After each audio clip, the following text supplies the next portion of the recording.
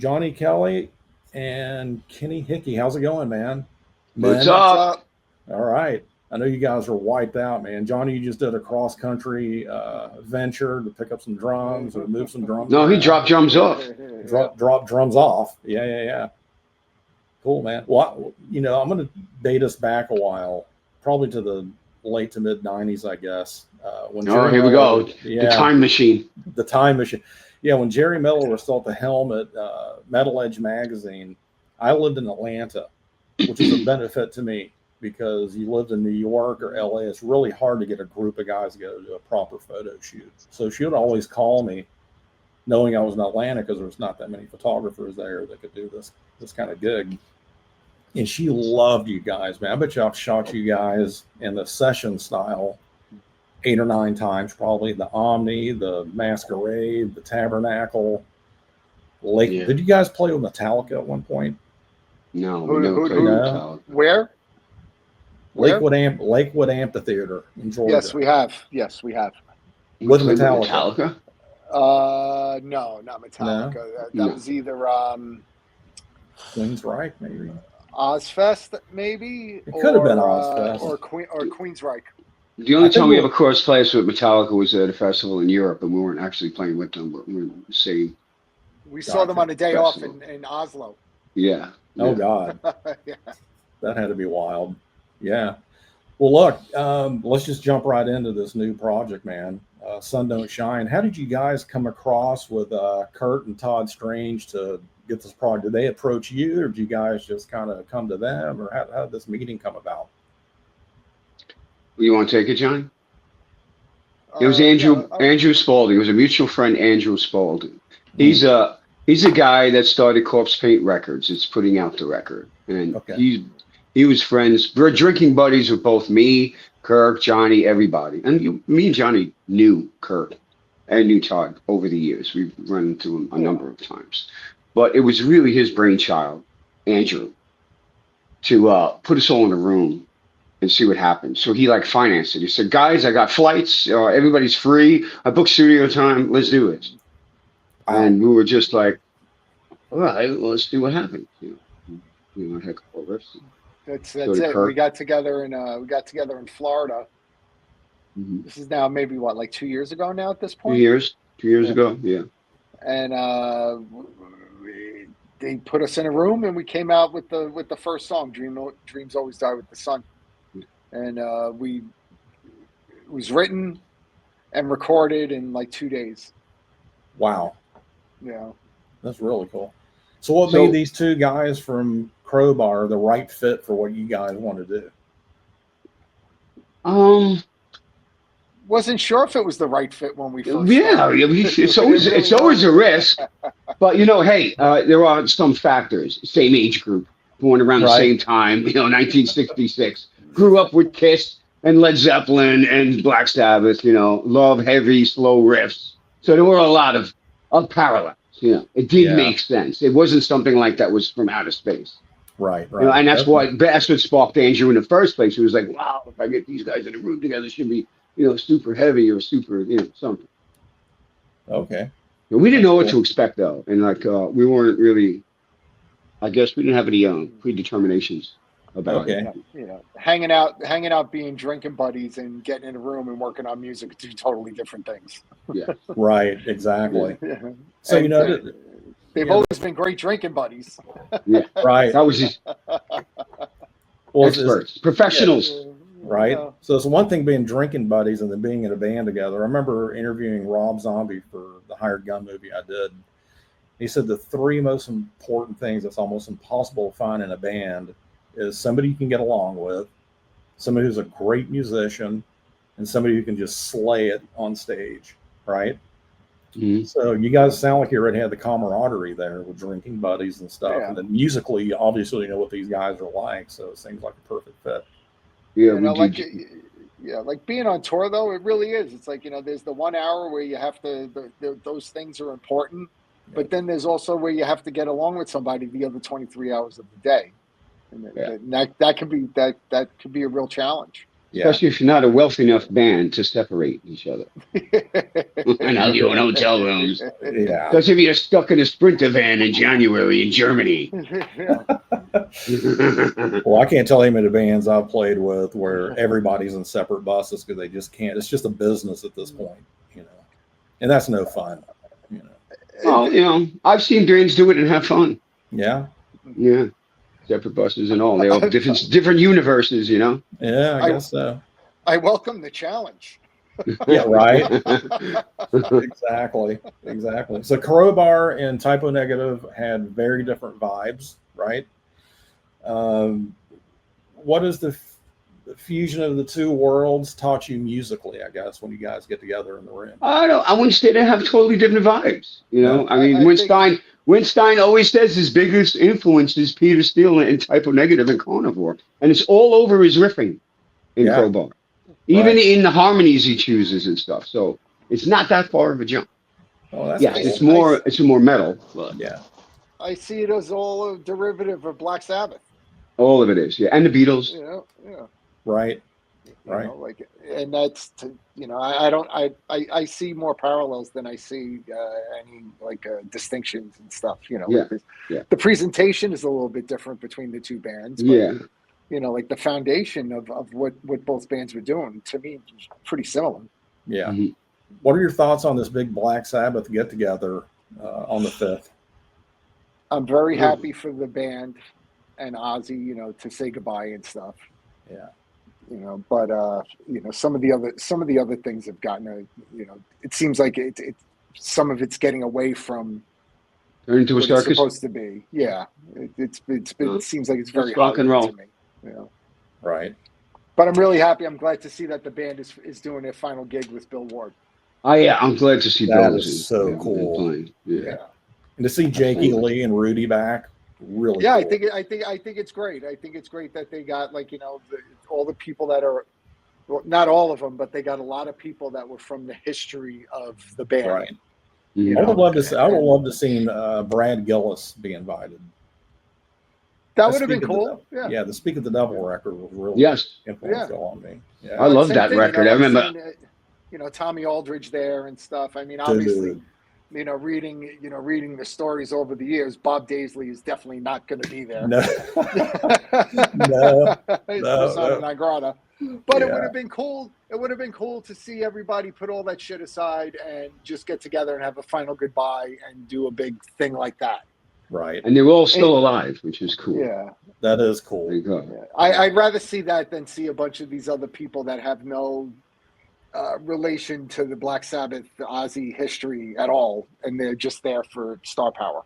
Yeah, no, I got you, man. It's almost like the Grammys or the Rock and Roll Hall of Fame, right? And you know, if they would have had, like, you know, the whole, I guess, was like the alumni. You know? Yeah. You know, because I mean, there definitely were a lot of people that have gone through Ozzy's band. And it would have been cool to see, like, you know, like each album, whatever represented, and, you know, stuff like that, you know. But I'm really happy for Rudy. I know Rudy's been practicing a lot. Oh yeah. No, he's so. Which has been fun. I've been able to jam a couple of songs with him at soundcheck. Oh really? Yeah. Well, at Quiet Riot soundcheck, he's always playing. So, like, you always hear him. He's always, like, you know, like working on, you know, because with the show coming up, he's been practicing a lot. I tried to get him to spill the beans on what he was playing, but he wouldn't do it. Rudy does not talk. Not like that. No, he's not shit. I know what he's playing. What's he playing, Johnny? Yeah, let's give Blabbermouth some I'll tell you this. It started out, he was only going to play like a couple of songs. Yeah. And now he's playing for an hour. Really? How long is the show going to be? I don't know, but he's got, like, Rudy doesn't know a lot of details. Like, they just gave him. So like, let me get it this right. I would pick his brain. I was like, "Who are you playing with?" Like, you know, who are you? He's like, "I don't know." He goes, "They just sent me the songs." That's crazy. So they're gonna have a whole bunch of musicians playing Black Sabbath all night, and then only for one or two songs, the actual guys are gonna come on stage from Black Sabbath and play. That's what it sounds like. Yeah. Interesting. You know, like, Ozzy can't do a whole set now. Right. He just physically can't do it. Yeah. Yeah. And so Kenny, how he's- influential was Tony Iommi's guitar playing for you growing up? Huge influence. Yeah. Huge. Vast influence. Still is. Yeah. Still is in every riff I come up with, right? It's still always parallel in my imagination That's so when I'm cool. writing. He is the key to heaviness. Yeah. Have you ever met him before? Yes. Yeah. We played with them. we toured with Reunion. them, Yeah, we toured with them. Unionville with the original lineup. And it was amazing. And they're great It wasn't entirely the guys. original lineup. Wasn't it? Wasn't it Bill Ward? Dude, I remember Bill Ward was watching not Bill. there. I remember watching Bill Ward from behind the stage. Was that? Oh no, Ozfest? no, we've gone to Black Sabbath Yeah. shows. Yeah. Right. But the tour we did, Bill wasn't there. Mike Borden was playing drums. Ah, Yeah. okay. But yes, great guys. Yeah. Is there something about the New Orleans Brooklyn connection that gives this new project its balls? I don't know. I don't know. I mean, I come down here. I love it down here. My body, my mind slows down, and I feel like it's easier for me to make music, and the people are easy to get along with. And the people are real. They're in your face. They're real. They are what they are. And like the people from Brooklyn are the same way. Yeah. So there was definitely that. There was definitely that connection, and they also have deep culture and a lot of multicultural stuff going on, just like New York. Totally. So there's that, and then also, if you look at the whole New Orleans sludge movement and stuff, some of that stuff is based on like New York. I'll throw a photo up here I did of Crowbar years ago. There you go. Yeah. Little different looking dudes. Yeah. Yeah. That was. I think that was at the Masquerade, the old Masquerade in Atlanta. Bald already, I Todd see. without a beard, he's totally different. Yeah. The both of them. Oh my God. So You know, talk to me and about. We've come to a little bit of a conclusion that the New York accent and the New Orleans accent, they're kind of a derivative of each other.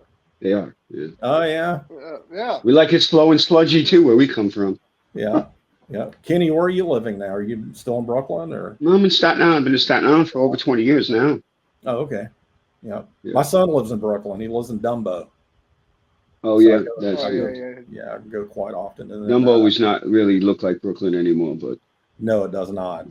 Super yeah, petrified and like yeah, up and of coming. Yeah. And then Like- another good buddy of mine, you probably know Joey Z. Yeah. course they don't go here. Okay. So Joey's in Long Joey- Island. Yeah. He's out in Long Island, right? Yeah. Well, I know John Fataruso was. I thought Joey was in. Joey I think bought a house in Joey- Long Island Joey- years ago. Yeah. Huh. Yeah. Joey used to live in my house in Atlanta. He was in a band called Stereo Mud.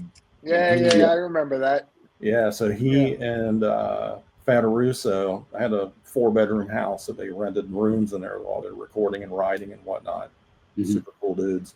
Talk to me about the recording process with this project. Are you guys all in the same studio together? Are you kind of piecemealing it remotely? Or? It's been various methods. Like Yeah. the first, I think, the first song we did in 2 days, like Johnny said, right there in the studio. Everything And was then- done. Yeah. Wow. And then the next batch of songs that we got together in NOLA, we had like a bunch of parts and we threw down like these scratch tracks of the songs of what we maybe imagined them to come to be. Johnny played to them. And then I kind of went home with them and pieced them together. It's just like 3 or 4 of the second batch of songs. This batch of songs we actually like wrote parts separate. Like I wrote a couple of parts for 3 songs. We need 3 songs. We brought it down, and then we all finished the songs and built them together. Okay. And it came out to be the most powerful recipe because these 3 songs are fucking really, really, really, really powerful. The band is Perkins- definitely evolving. That's Kirk and Todd did their parts in New Orleans also. Yeah. Oh, okay. So we're kind of like right here. We write and then go into the studio and dump it.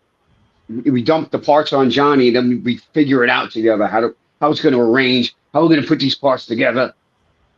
How to connect them. Okay. So it's really a group effort. All right. A lot of people doing that these days. Describe the sound of the band to somebody that's never heard them before.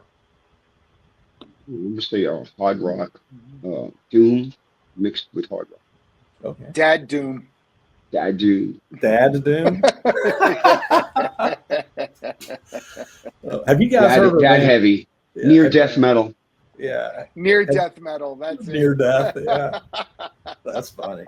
Have you guys heard of a band called Boris? Yes. Yes. That's my son's favorite band, man. You're talking about sludgy, Yeah. wild. I've heard of them. Yeah. Yeah, That's the kind of stuff I like. yeah, I'm a sludge metal guy. Yeah. right. So tell me about this. Are you guys doing a full length record? Is that what you guys are currently doing? Yes. So we were originally supposed to be like in Europe around this time, doing some festivals that we got booked for, and then we ended up backing out on those to instead of releasing an EP, add 3 more songs so we could release a full length LP. This coming this fall. So the goal was to come down here. We booked an Airbnb for a month. Got studio time, and we need to write and record and perform 3 songs to finish the record, which we have done. Right. We've completed. And I just got some stuff to finish up there. I got 2 more days of work after the 4th of July weekend to wrap some loose ends up. And Gotcha. My drum tracks are done. That's why I'm in New Jersey right now. Yeah. So you're good to go, man. You got all your shit I done. finished and I bolted. Must be nice to be a drummer. Nice to be a drummer. Oh, wait, all right, bye, guys. See ya. Gotta go. Oh my God. How much creative freedom as a drummer do you have in there? Like just knock it out and you're out. Johnny does not put the words creative and freedom together in the same sentence. It's like prison for him. He's like, do I really have to go through this? Cover gigs are a lot easier. Yeah, right. I'm sure. Were you a Quiet Riot fan? When I was a kid, I was. Yeah. Absolutely. When I first started playing, Metal Health had just come out. Huge. So, yeah. It's playing Bang Your Head, my first band. So. Yeah. Oh, okay. Yeah. Did you get to see the original Quiet Riot lineup? I saw them open up for Black Sabbath in 1983, 84, something like that on the Born Again tour with Ian Gillan singing. Yeah. Dude. I saw them open up for Sabbath on that Nassau Coliseum. I saw them with Iron Maiden. It was that was like the tour they did after Sabbath, I believe. Probably. I think it was a Peace of Mind tour. It may have been Summer in Time or Peace of Mind. I think it was Peace of Mind. Then I saw them again. They did a headlining tour with Wasp. They played Christmas Eve in Atlanta. It was crazy. Wow. Yeah, it was nuts. Rudy could tell you what he was wearing that night. He's got the best memory, right? Yeah. The fucking guy doesn't forget nothing. He's better than you, Johnny? Yeah. He'll tell you what he was wearing. He'll tell you what catering was that night. Dude. You got a good memory too, Johnny? Yeah, he's got it. He's got it. Don't let him lie. Yeah. My memory's shot, man. I don't remember shit. I never remember it. If I remember it, it's never right. Yeah. Exactly. It's usually blown out of proportion. Right. So I was watching some of your music videos today and I ran across it looked like your daughter directed one of them. She did my footage. She didn't direct it, but like I guess she in a way did direct it. That thing we all did separately. Like they needed the footage and they wanted to combine it with this visual stuff. So we all had to do our own filming. And my daughter, like I said, she graduated film school just a couple of months ago. So what's her she had the gear. She told me what to get, and she had the lighting. Right. Does she want to be a director or producer? Like what's her role? Cinematography. She wants to be a camera op. That's great, man. She tried direction. It's so much of a pain in the ass and a headache. She doesn't want to manage actors. She does not want to manage assholes. Man, I've done two feature-length documentaries. It's a nightmare. Every film is any film undertaken, even the shortest film, is a nightmare. It's the hardest thing in the world to do. It is. It's amazing any film ever gets completed. Yeah, no, I'm not. I agree. Yeah, it's 100 times worse than like making a record. Yeah. Rob Zombie said the same thing, man. He did all those Halloween movies and corpse movies or whatnot. And I was like, what's harder, writing a hit song or making a movie and getting it complete? Is 100% a film, period. There's so many. I mean, you're just multiplying the assholes time 100 that you have to do. Egos, assholes, people who think they know what they're talking about, people who are trying to look like they know what they're talking about. Yeah. I mean, you know. I didn't And have a then, fucking clue what I was doing. I'm sure your daughter's going to find this the hard way, just like I did. But it's like who you surround yourself with. It's just like the music industry, you know. It's like surround yourself with people better than you that are cool and just soak up everything, you know. And that's my motto. That's what I tried to do. And with photography, like when I first started shooting with you guys and a bunch of other, I had no idea what I was doing. At the fake it till you make it. At one point I did, yeah. Then I finally figured out the fundamentals of a camera, and that's why I wish I could have gone to film school like your daughter got to do. It's like just your subjects were doing the same thing. Yeah, exactly right. Yeah, we shooting rock and roll. What did it matter, really? You didn't know what you were doing. Nobody knew what they were doing. I know, man. But you got the record company didn't know what they were doing. No one knew. No. Jamie knew what she was doing. She knew. She is the queen, man. Well, I'm telling you, between her and Maria Gonzalez, she got me all these great gigs, including. I'm going to throw this up, man. This is a photo shoot we did. Is either at the Roseland Ballroom or in Atlanta at the Tabernacle, but this ended up my first back cover or whatever you want to call it of something official by a record label, and I was so proud of it. I got it framed somewhere here, put in the closet. I got to bring it out, but bring me back to these days, man. Is that the Everyone I Love Is Dead?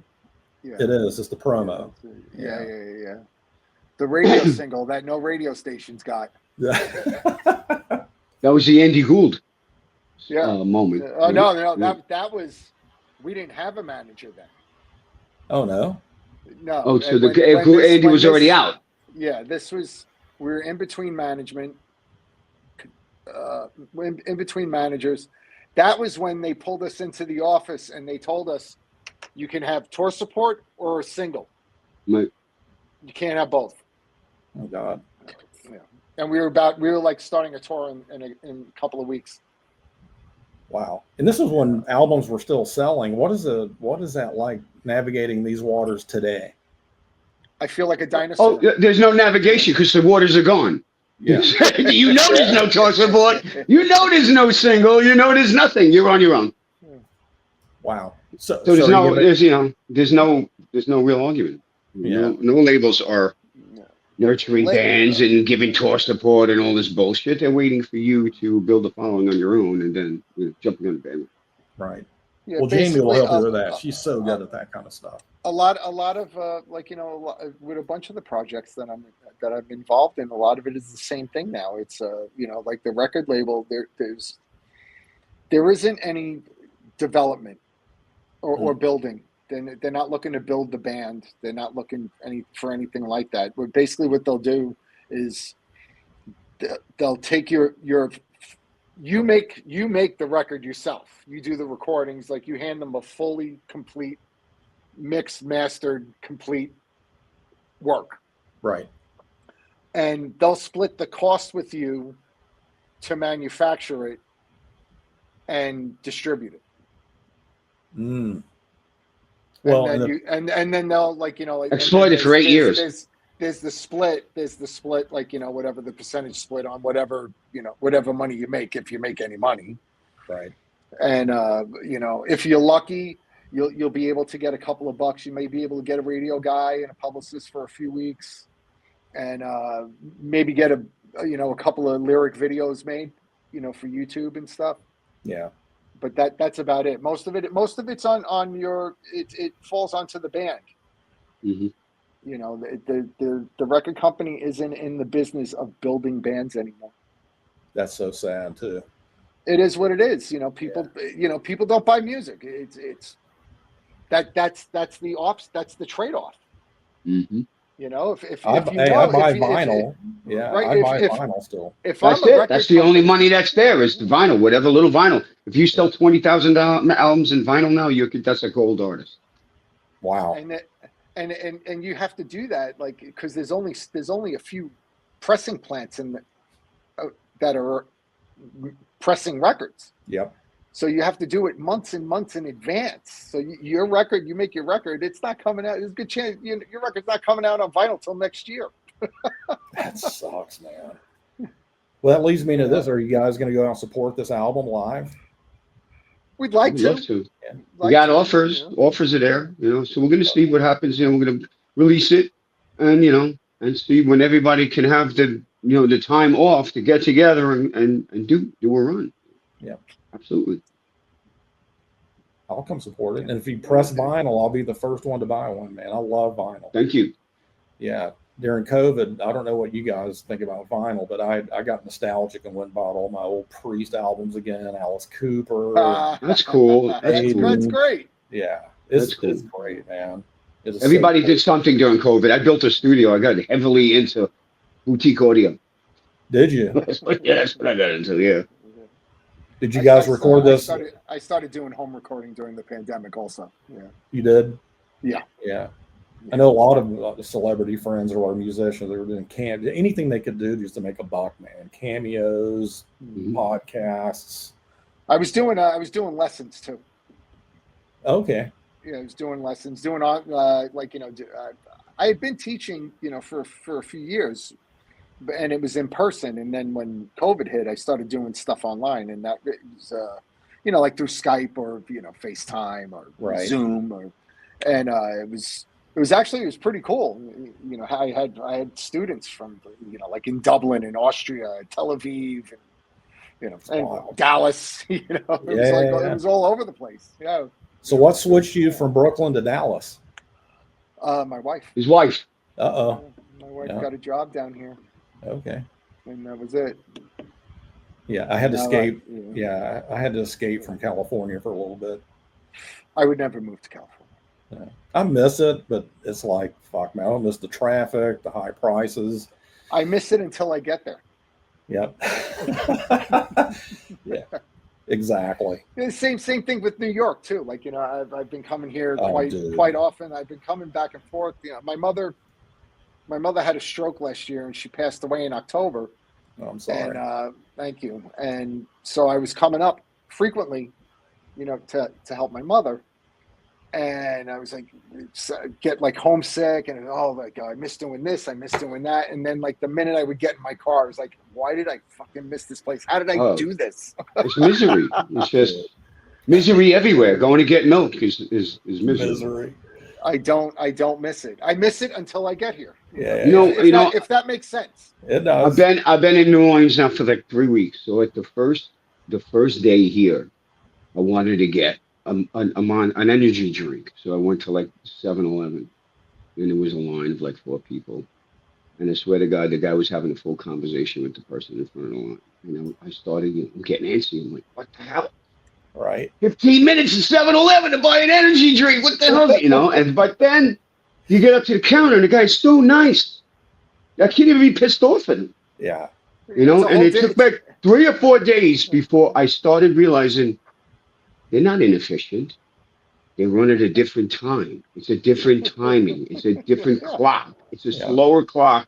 They enjoy life a little more. They're not pissed off all the time. Same thing in I come from a place where you walk out the door and it doesn't matter how much of a good mood you're in, there's always someone to piss you off. Always someone that's going to drag you down. I felt like I have to go to Atlanta. It drives me nuts because the traffic in Atlanta is worse than LA, if you can believe it. I played in Gainesville 2 weeks ago. Yeah. Oof. Yeah. I got a taste of the traffic, rush hour traffic getting to Gainesville. It was fun. Brutal, right? Yeah. My mom's there. My mother has dementia, so I go visit her every month or so just to see her. Then talking about New York, my son, like I said, is in Brooklyn, so I can't stay more than 3 days. I'll fly up. Well, he lives. Especially Dumbo, dude. Dumbo. Oh my God. He doesn't have a car, right? He doesn't drive a car. He lives in Dumbo. No. Yeah. That's the worst place to get to in the 5 boroughs, besides maybe Randall's Island. Right. There's like one train that goes there, right? The L or something like that. And forget about driving. Oh, dude, never drive in New York. No. I mean, I did. You did? I still do. I still do. I brave it every day. Yeah. Interesting. But it's miserable. Yeah.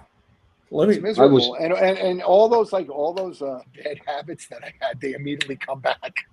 Uh-oh.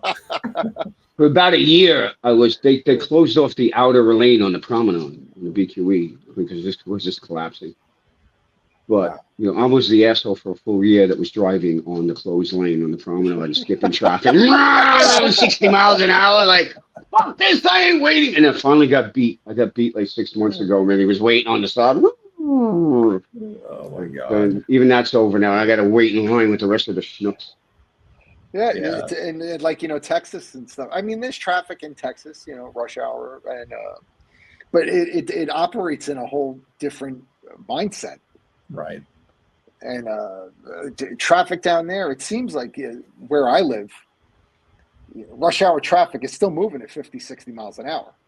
That's not good. Oh, Yeah. that's great. It's just a higher volume. And one thing I noticed that I've been down there 8 years now.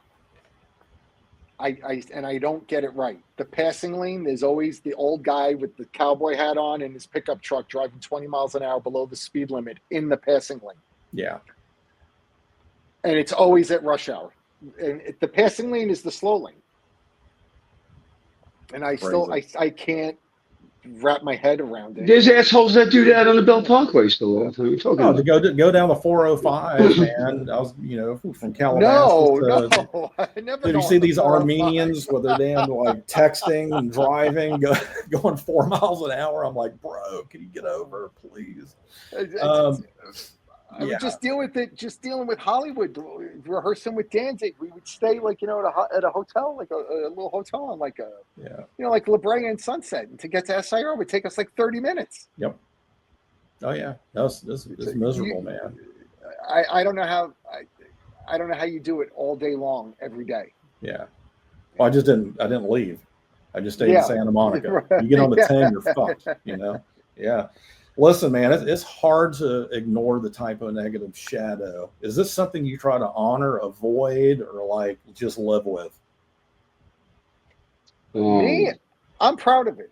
I'm proud of it. Yeah. I mean, proud why of would it. we want to avoid it? I mean, No, there's Well, you know, nothing- some people are like, man, there's some aspects of it I'd like to forget, definitely. Yeah. But, you know, I mean, who doesn't have things they want to forget?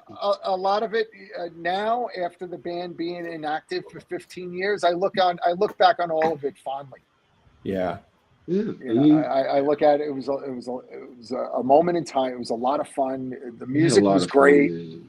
A lot of laughs. Fun. A lot of laughs. And a lot of, I mean, just pure chaos. Like Sanity. I've yet to experience in any other situation. Yeah. But, Same. Like I'll never forget Peter, man. We did a photo shoot near a pool table or some shit. And he just took the 8-ball and jammed it in his mouth.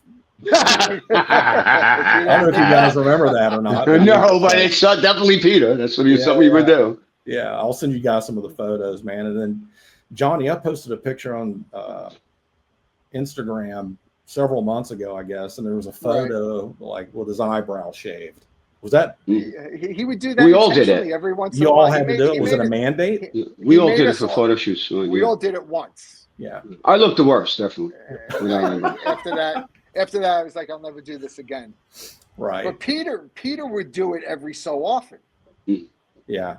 You know, I guess he was just doing it just for the shock value of it, like, you know, for kicks or something. But he was, he would, like, you know, he'd come to rehearsal and be like, "What the fuck? What did you? What happened?" You know. And, oh my God. You know, and it's not like, oh, it was, you know, it's not something where it's like, oops, you know. Yeah. That's very. That was an accident. Yeah. Well, you know, I slipped shaving in my. You have a picture of him with a cue ball in his mouth? Yeah, I'll send it to you. With an 8-ball in his mouth? Was it the 8-ball or cue ball? Like was it the 8-ball or the cue ball? It was the 8-ball. Oh, that makes sense. Yeah. Exactly. Yeah. I mean, you'd always see him roaming around with a bottle of red wine and a chick, you know. Yeah.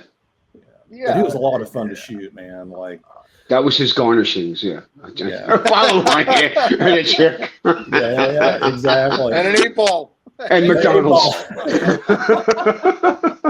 I remember that show that I was telling you about at Lakewood Amphitheater. I think it was Queensryche, by the way. I'm pretty sure it was Queensryche. Yeah, we're in the backstage green room or whatnot. I had my camera. I'm like, hey man, mind if I just take some fly on the wall photos? And he's like, sure, you know. And there's you know how they have the fruit plates and stuff. And he noticed I was taking pictures, so he kind of turns around and he takes a green Granny Smith apple and just fucking sinks his teeth into it. There's juice everywhere. Like he'd do anything for the photo, man.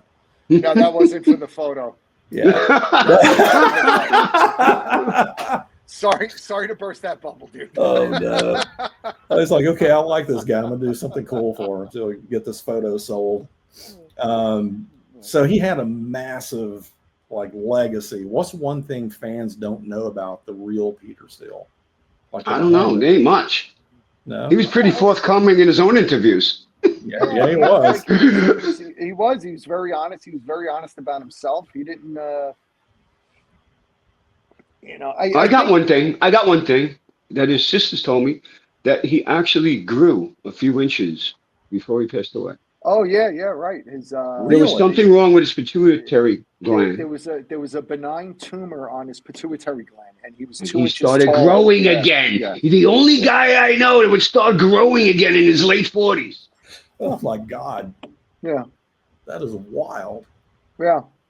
So when you guys first got together as a band, was his omnipresence that what we saw, or did it kind of evolve into it? He was like this guy with a short haircut. He was trying to get a job for the Nassau County Police. When the band first got together, yeah, he was like, he had Carnival broke up, so we kind of like was getting rid of that whole lifestyle. Yeah. Right. His car wasn't a tank yet; it was still a Grand Prix. I remember when he got that car. Yeah, yeah. Because he used to have an Oldsmobile before that he did the same thing to. Yeah, but he got rid of that, and then he had the Grand Prix. Yeah, He got the job at the Parks Department. Cut his hair. He was all clean cut. He got a regular car. And I remember I was like, "You're going to do the same thing to this car that you did to the other one?" He's like, "No, I'm just going to leave this car the way it was." Next time I saw it, had the butts, the tires on it, and it's camouflage. And I think what happened was he met this girl, and I think he thought he was going to settle down or whatever, and then she ended up cheating on him, exploded his world, and that's what gave birth to Slow Deep and Hard, the first record.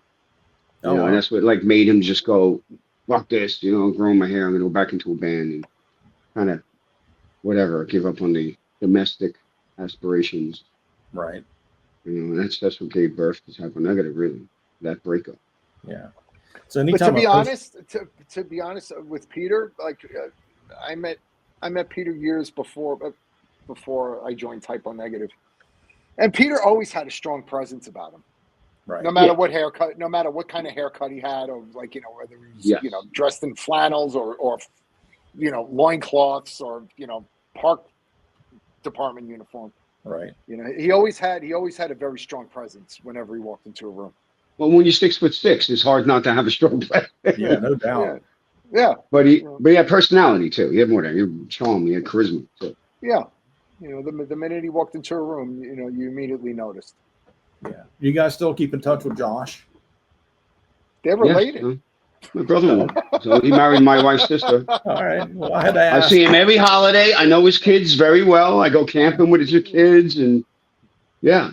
My kids grew up with his children. Yeah. We all stay in touch. There's a text thread where we're all in touch with each other, and there's always something going on. Like every day, pretty much, there's always something Type O Negative going on. Yeah. Right. Has there ever been... the corporation's still in existence? It's still an entity. We're still making merchandise and selling vinyl, and there's still stuff going on. Okay. There's like a whole new generation of people that are discovering the band stuff. That's what I was gonna say, man. Anytime I post a picture, like it'll get thousands of comments and likes and stuff like that. And has there ever been any mention of maybe a tribute or memorial show? There's always mentions of it. Every interview. Well, we're not against it, and when the right opportunity and formula comes up, Mm-hmm. Would it have to be like an anniversary or just the right? I don't think it's occasion. It's just a matter of when all the right parts and offers are in place, and we get the right people. Yeah. Who do you envision that person could be? Namely, Josh.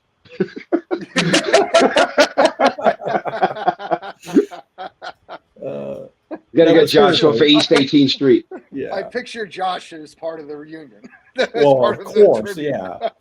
But as far as like somebody trying to step into Peter's Oh, shoes, somebody singing. Oh, Yeah. No, it wouldn't be totally like different. that. Yeah. It wouldn't be like someone. It wouldn't be somebody stepping into his shoes. It would be like a tribute thing. It would be a probably professional artist only. You're not gonna take some, Joe Schmo from Iowa, trying to Right. be Peter or something like that. It would have to be a professional artist that's famous, popular today. That It would would be have more of to a be tribute thing. it would have to be done tastefully Of and course. tactfully, Yeah. like, and Yeah. it's, I wouldn't want, I personally, I would be uncomfortable with somebody stepping on stage trying to act, look like Peter and sound That would like be him weird and stuff like that. stupid. Yeah. Yeah, that wouldn't be cool to me.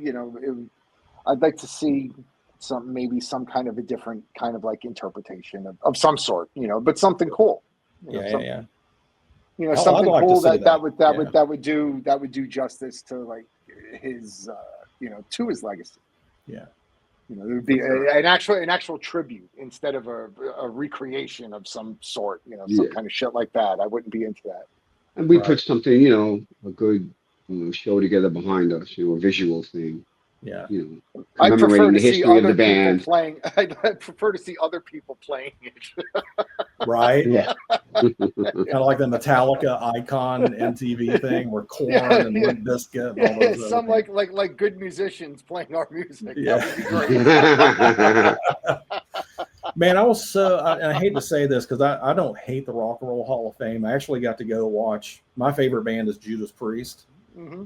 I love And Judas Priest, dude. I I still listen to I love Priest too. Screaming for Vengeance just for the Oh. guitar tones. And if Dude. not for the guitar tones in the song, I love Judas Priest till this day. They were a band that I could still listen to. I love it. Stained Class is my favorite. Dude, That's Stained my Class. favorite one. Yeah. And I was had really the- glad to see when they got into the hall that they had Les Spinks there. And KK. I Yeah. It well, was so of cool. course, KK has to be there. I mean, Yeah. shit. Yeah. It was fucking phenomenal, man. It was a nice, classy touch to have Les Spinks there. Absolutely. And it's just so sad he passed away, man. Yeah. It's incredible. Yeah, it was incredible. But Stained Class is insane. That's kind of like where things really started changing in the band, where they started going to a more heavier. Right. They were I'm a British Steel guy. Same, man. British Steel. I love British Steel. My favorite album. Well, that's like a different step for the band where they. Yep. But Stained Class, and Hellbent for Leather, you could see how they're going towards British Steel. Full on metal. Yeah. So good. It was so good. Kenny, where did you find your voice for this project, man? Where did I find it? I don't know, in all my heroes, Ozzy and Robert Plant and all these great singers that I aspire to be that I'm not as talented as that I try to be. Right. Hey, man. I mean, hey, I want to be Quentin Tarantino. I want to be Martin Scorsese, but right, yeah.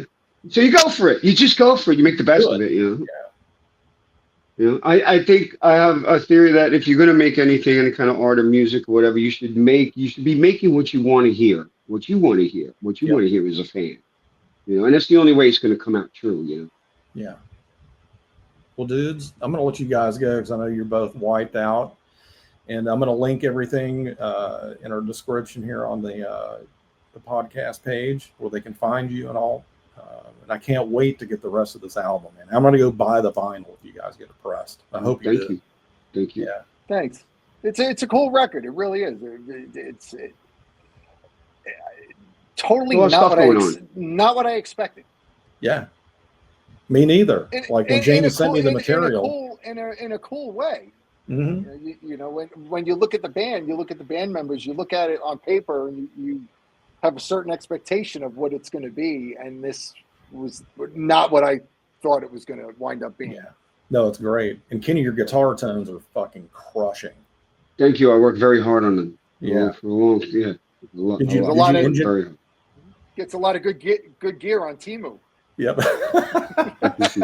Did you guys have a great engineer, or did you dial these tones in yourself, or how'd you get? I got a lot of my guitar tones myself in my studio, and then some of them were done in the studio there. Kirk gets all of his tones in OCD Studios in New Orleans. Gotcha. Dwayne Simino gets most of them. So for him, and then also me and Dwayne, who's our producer there, we work on tones together there as well. We got like for these 3 songs, we pulled out like a bunch of different tones. Right. All Yeah, right. we actually That's we fun. got a That's really part of good- the art and the fun of it, man. Getting the tones is like, I love it. we got I a, love we got a it. really good drum sound Yeah. this go around. Oh, yeah. Different kit, couple of different mics and stuff, and Dwayne really came up big on these last 3 songs. Sounds really good. Yeah. Are you a big drum room guy, or do you like more compact, or? I'm about the end result. Yeah. He's going to work with what he's got. Yeah. Right. Like all of us at this point. And as long as what the hardest thing for me is, like, I hear something in my head and trying to convey what I hear in my head to an engineer, and for him to get that out, Right. doing what he does.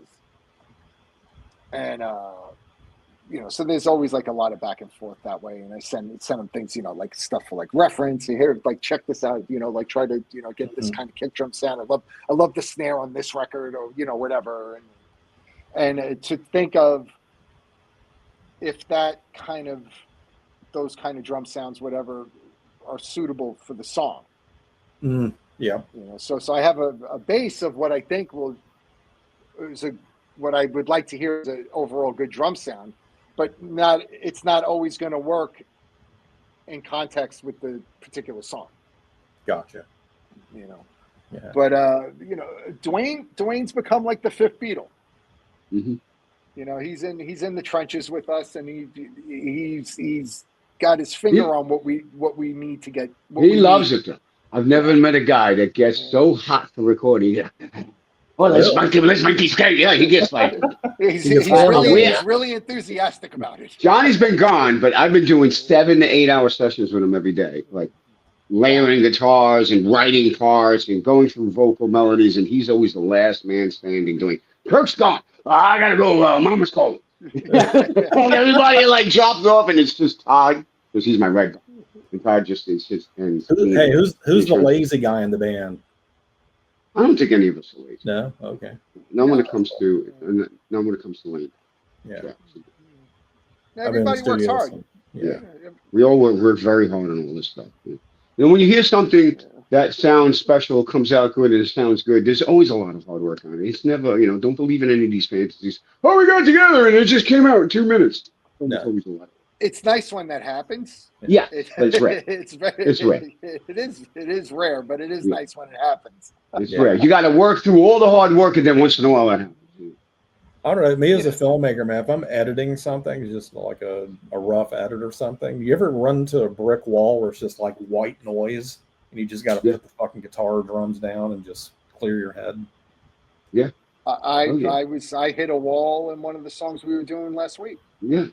There's always that point where you hit a wall, and it's best just to put it down and walk away because you're not going to get it. I was cursing at all these guys. Yeah. Well, you always have those moments. But all of them. Not Todd. Todd's cool. There's always that moment. I mean, that just shows that you're putting the work in.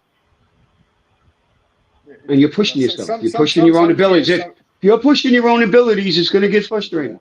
Yeah. Like I said, it's nice when it comes together quickly and everybody's on the same page and you run through something and it just all the pieces just fit first time. Mostly it's not like that. Mostly it's not. Right. Yeah. Usually it takes a lot of work. And, right. And it's we're not sitting there, we're not digging ditches, all day long and stuff. But at the same time, you're in the studio all day. We would come home, we go back to the Airbnb. I don't hear you guys now. Everybody would go like right to bed. Right. Stop. Yeah. I mean, well, I think that how did I lose you guys? With our advanced age, with the advanced years. Exactly. Sounds like Kenny's. Can you hear us? God damn it.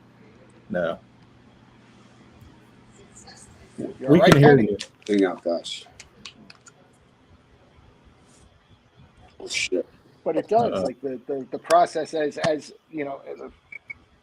because I know for me, like whatever I'm doing, I can't just go in and do something half-assed.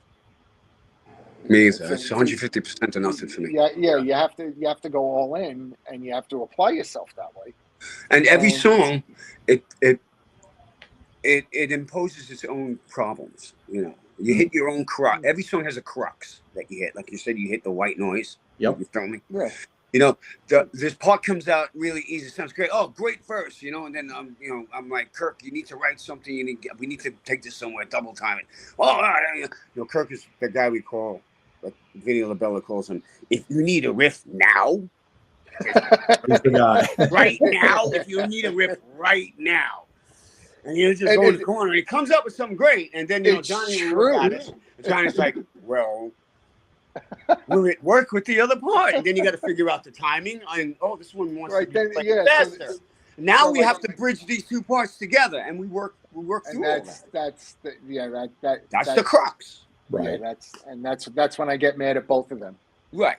But then once you get over the mountain, because we all have the skills to put them together to combine just about any part.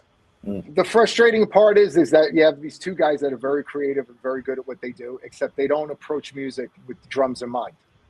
Not they don't. They don't. And so they just like, here, get this riff, and it's going to go into this part. And they just go here. Johnny, who's your influence on drums? I'm sorry, you cut out? Who's your influence on drums? The first one was Peter Chris. Okay. For sure, Yeah. Peter Chris. And I guess, looking back on it now, you could put Ringo Starr and Charlie Watts in there too. Yeah. But when I got a little bit older, when I started playing, it was, Peter Chris got me started. And then it was John Bonham and Bill Ward. Yeah. Was it the Kiss Alive album? Absolutely, yeah. Same for me, man. When I saw that record, I would just sit there and stare at it for Kiss Alive. hours. Kiss Alive. That age group. If you were Yeah. 8-9 years old when that album came out, that was it. That's our age group, like the generation before us saw the Beatles on Ed Sullivan. Exactly. That's what it is. So it was Kiss first. Kiss Alive is the equivalent of the Beatles on Ed Sullivan. For sure. And then Alice Cooper, Love It to Death. Kenny was Alice Cooper. I was big on Alice Cooper. Dude, he was my first, man. Killers was my favorite album from him. Killers is amazing. When I was about 7, 8 years old, I discovered Killers. Every song on that record is good. Yeah. I was just listening to it the other day. Yeah. See, I was only exposed to what my dad was listening to. My dad listened to a lot of stuff. He was only in his mid-20s at this point. Right. And he turned me on to a lot of stuff that I love now. Stuff like like Aerosmith and Leonard Skinner. And I was indoctrinated with the Beatles and the Stones. Oh, for sure. Got me into Led Zeppelin, Jimi Hendrix. All the classic rock stuff that's out there. Rod Stewart, David Bowie. My father was this huge David Bowie fan. Yeah. I love David Bowie.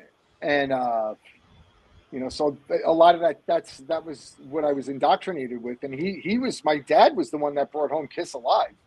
Really? Yeah. Oh, that's cool. My dad, he did the Columbia House thing. Remember that? It's still on his credit report. Yeah. He did the Columbia House thing. And I remember just going through his records to see what he got. And I was like 7 years old in 1975, and I'm thumbing through his records, and I see Kiss Alive, and I was like, holy shit. I just took the record and ran into my bedroom with it. My father never saw the record again. I remember because my father, he liked the song Strutter. Yeah. And every once in a while, he'd be like, hey, can I borrow that record? I want to hear that song. Kenny, who's your guitar hero growing up? It would be Ace Frehley. That's the man who flipped me. There you go. Winstein too. Kirk, the same thing. Ace Frehley. Yeah. Seeing Ace Frehley with his smoking Les Paul. I was like, what the? And Kiss Alive that's how I was indoctrinated into Kiss. Actually, I really loved the song Rock and Roll All Night, except I didn't know it was Kiss on the radio. Really? And my friend Sean actually told me, that's Kiss, idiot. And that's realizing that I really loved Kiss.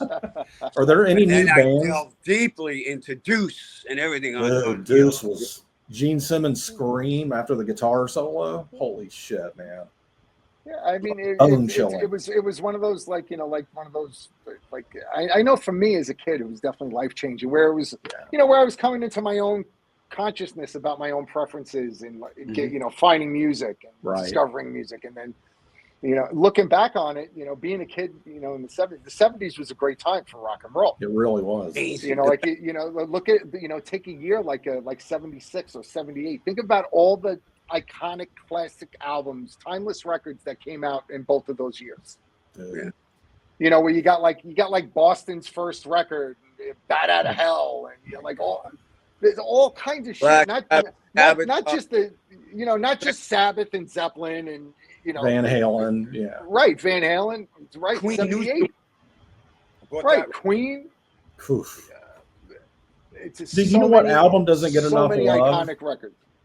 You know what album doesn't get it? My first, after Kiss Alive, my second live album I've ever got was Foghat Live. Great record. Fucking awesome, isn't it? Great record.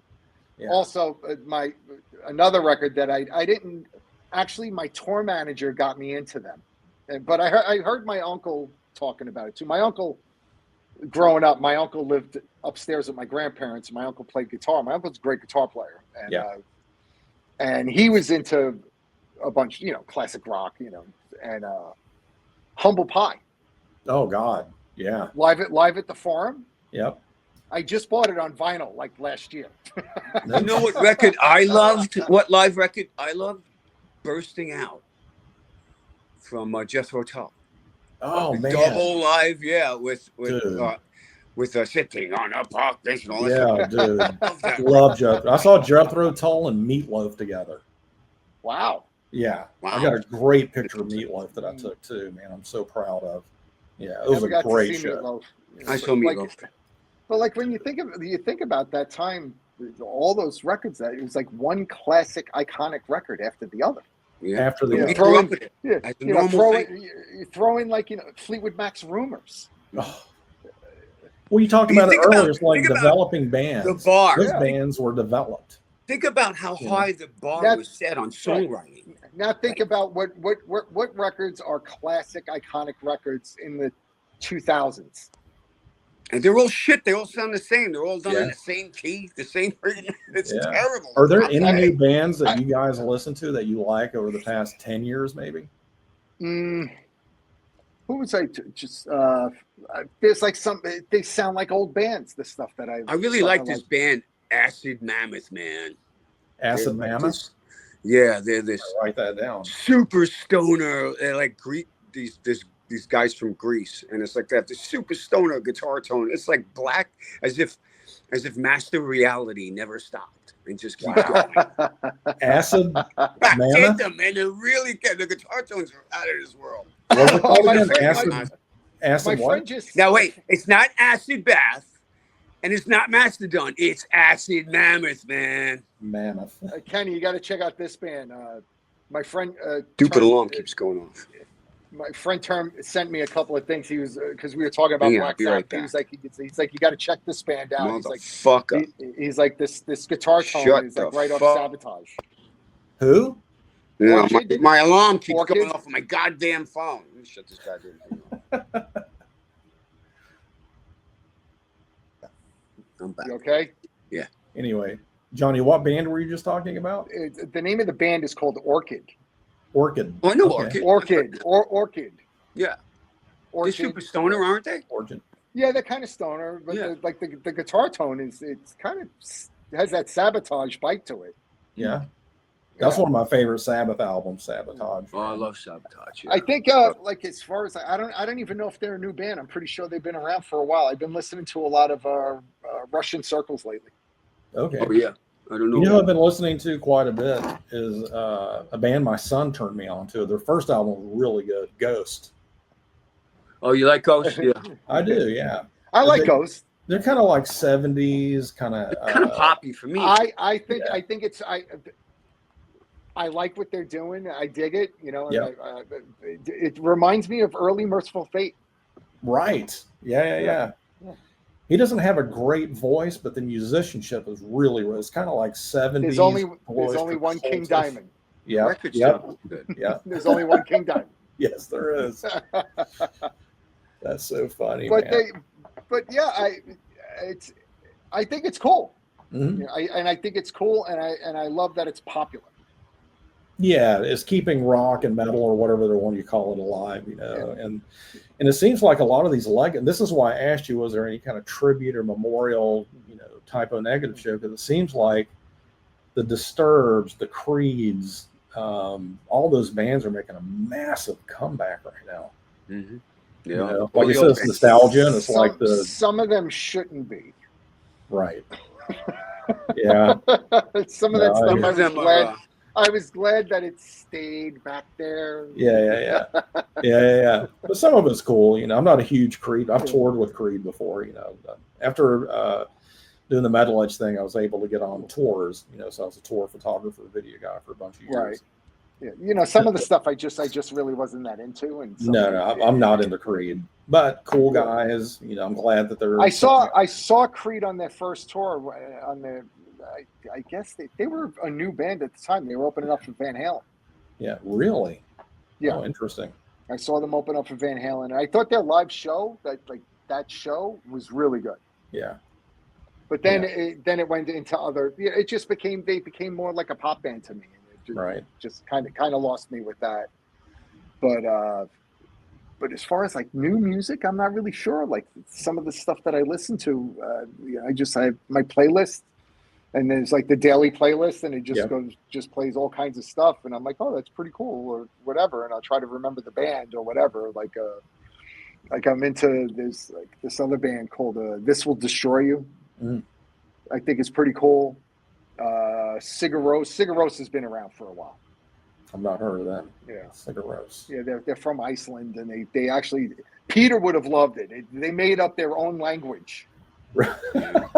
Yeah.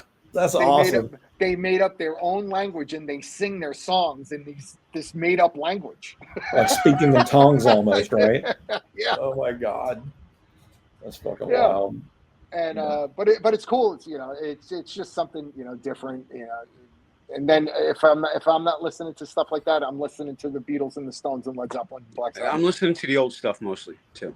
Same. So, yeah. I can listen.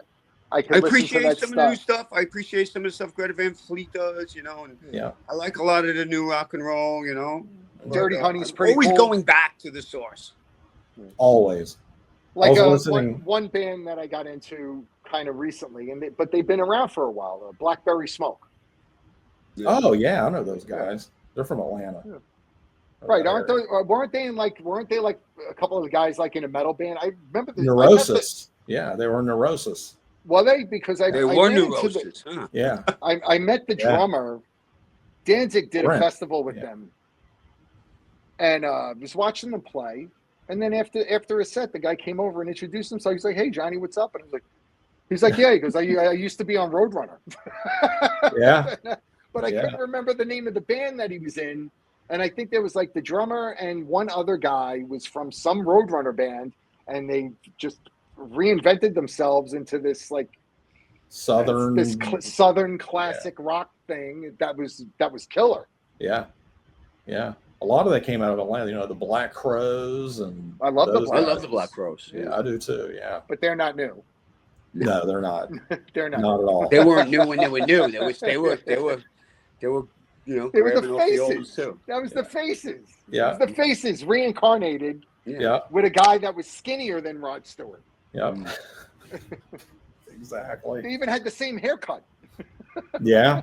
It's funny, man. What was I was just watching that Faces performance on Midnight Special the other night on YouTube. Fantastic. The Faces were amazing when they hosted that. Oh my God. Great. Yeah.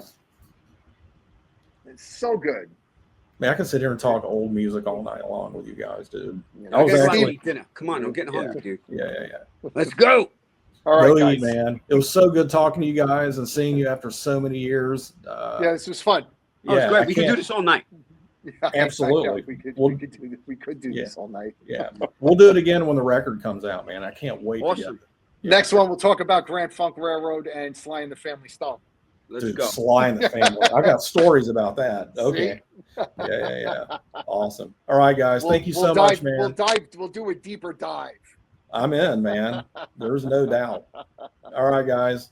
Have a good night. Thank you. Fran, thanks. Yeah, of course. See ya. Bye, Jamie. Jamie's in the thing. Did she leave us? I don't see her. Is she still here or did she leave? She bounced. She's probably here.